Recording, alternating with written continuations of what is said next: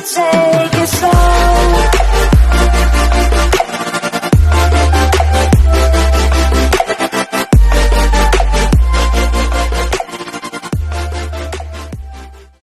Yo, what's going on, guys? Thunderbus Prime back, and welcome back to the channel.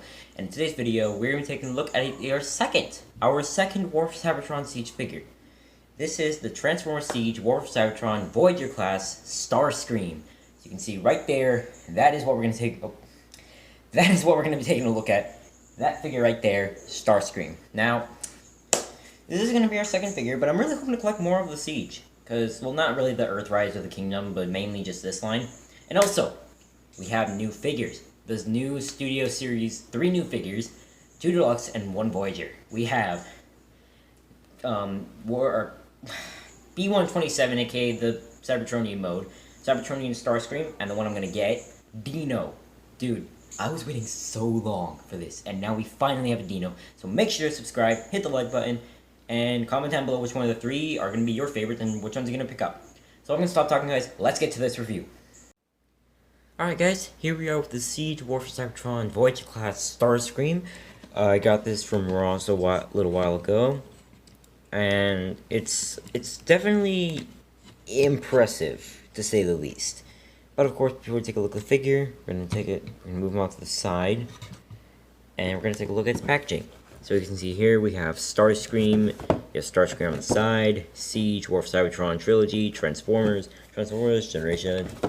Inside the box, you have the War for Cybertron sort of artwork. Love that. On the top, the Decepticon logo, War for Cybertron Siege. On the bottom, the words, the things, and the barcodes, and another Autobot logo.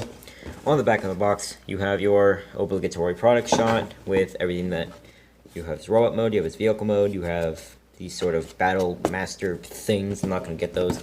And, of course, you have the sort of symbol in there. So, that's it for the packaging. So, anyways, what do I think of this figure? It's impressive. It's definitely a solid figure. What I don't like about it, we're going to get into that. But before we do, let's take a look at some of the details. So as you can see here on his arms, you have sort of like a silver rust effect on it. You also have that sort of dirt effect on his legs. On the chest looks really good. It's definitely looking G1. Of course, I didn't really see most of it, but you also have very nice head sculpt for Starscream. I love that head sculpt, and I love these, which I'll show you why once we get to the transformation. The back's a bit of a mess, to be honest. I mean, I know it's a low-scaled quality figure, but it's just, it kind of jets out, but that's kind of how it is for most.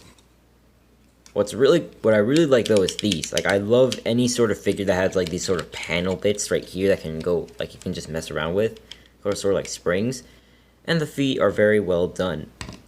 As terms for accessories, all you get are these 2 null rays, and on my copy, they don't exactly plug in all that well. Like, they'll go in, but even with like the slightest amount of like strength on them, and they'll just pull out.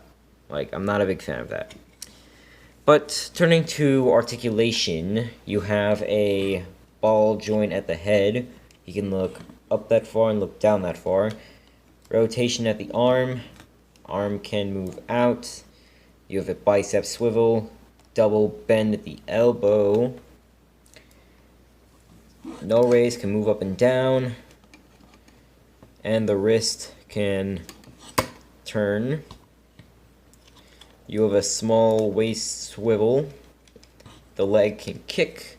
The leg can move back that far, and if we just move his arms out of the way,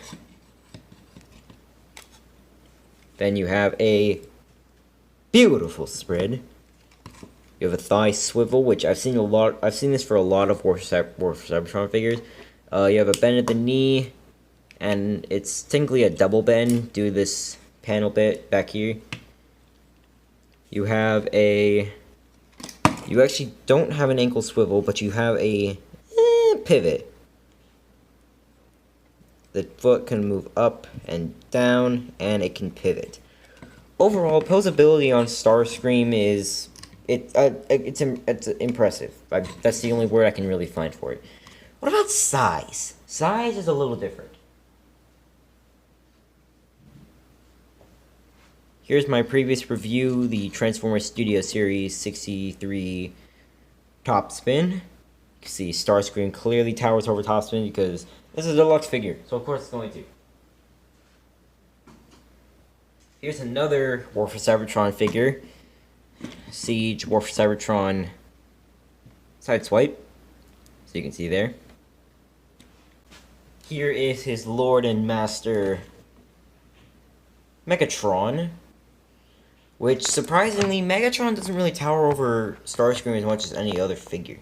It's kind of shocking. Finally, here is my favorite Studio Series, Leader Class, Shockwave.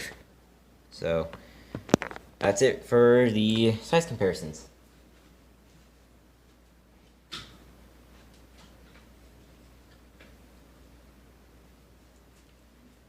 And now, we turn to the transformation. So I'm going to try to raise the camera a little bit so we can do this. First thing you want to do is you want to just pull off his null rays and move them off to the side. Take the arms, and you want to take these wrists and just open them up, fold them in. And normally you would close this up for like normal figures, but on this figure, you actually want to take that double joint and fold it into there, like that. Now I'll show you a bit of a better look. See this is double jointed, so after you flip in the wrist, you'll do, if you want, you can do like the double elbow thing and then just like push it in. That's another way of doing it, but it's your toy, you do what you want to do. We're going to come to the feet, close them up, same thing with the heels. We're going to come to the back and we're going to pull off this whole jet section. Not pulled off, just pull it out of its tab, because this tab goes into this slot. So just want to pull that out. Take this entire back section and push it out. Again, these slots go into these tabs. Take these pieces and fold them all the way down to form the front of the jet. Yes, this does form the front of the jet, which that's impressive. Take the waist, turn to 108 degrees, 180 degrees, not 108. Come to back here, take this piece, fold it as much as you can up, and then come to the back of it and fold it all the way up so it tabs into the back of the head. Come to here, and oh, yeah, that's a problem. Okay, this thing kind of falls off a lot, and I'm not a huge fan of that. Just push it back on, and just untab it from the chest, so you can fold back the head all the way, and just keep that there. Take the legs.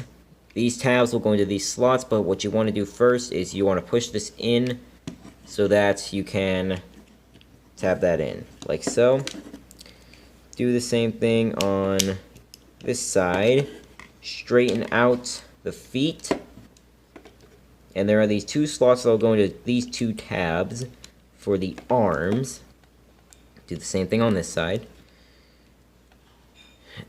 There we go.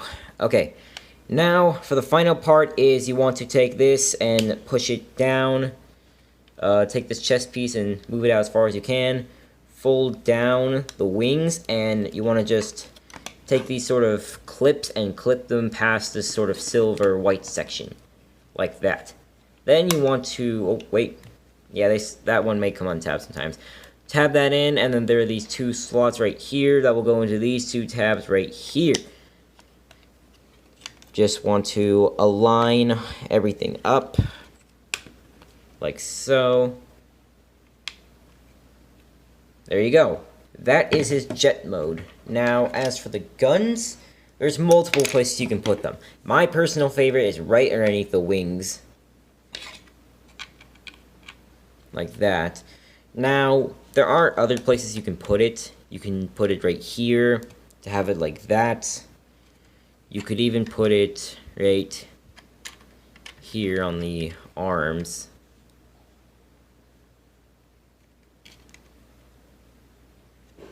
So, it's something you can do. I'm not a huge fan of that. I always prefer like jetting out kind of.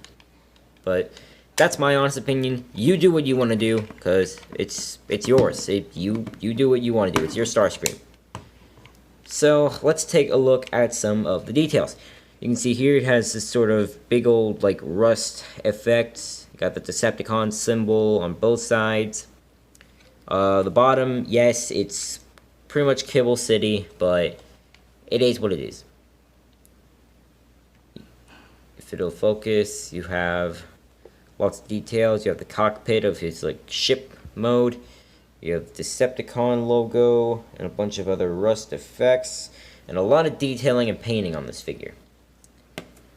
Now, turning to size, Studio Series top spin for comparison yet again. See Starscream still towers over him in his alt mode.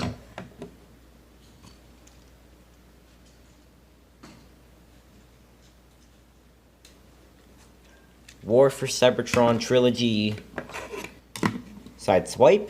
See Starscream towers over him just by this one bit.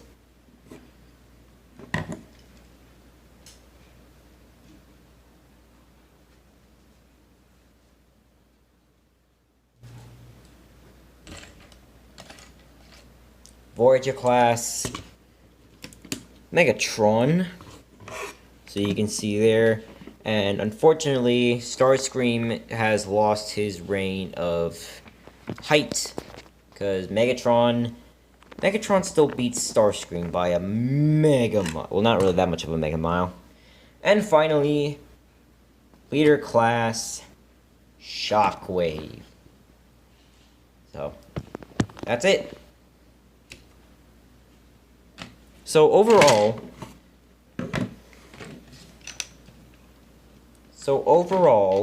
the Siege War for Cybertron Trilogy Starscream, for official rating, I give it a 9 out of 10. It's an incredible figure, and I seriously recommend it. What I don't like, though, is these pieces, because they're super hard like to get into poses. And I also don't like how this back section tabs into here, because then this makes this super loose. But other than that, great figure.